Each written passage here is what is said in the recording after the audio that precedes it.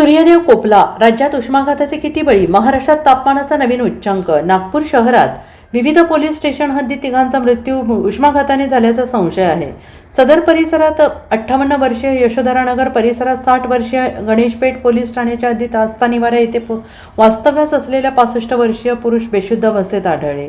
तिघांनाही रुग्णालयात दाखल करण्यात आले, मात्र डॉक्टरांनी त्यांना मृत घोषित केले. हे तीनही मृत्यू उष्माघाताने झाल्याची शक्यता वर्तवण्यात येते आहे, मात्र मृत्यूचे नेमके कारण पोस्टमॉर्टम नंतरच स्पष्ट होणार आहे.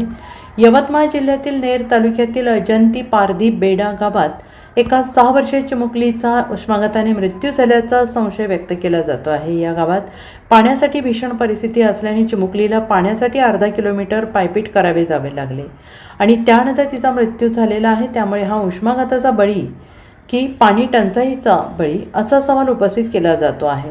भोर तालुक्यातील अजंती पारधी बेडा हे गाव 56 कुटुंबाचे 350 लोकसंख्या असलेले गाव आहे. फासेपारधी समाजाचे गाव आहे. या गावातील प्रत्येक घरासमोर नळाचे कनेक्शन आहे, मात्र या नळाला पाणी येत नाही.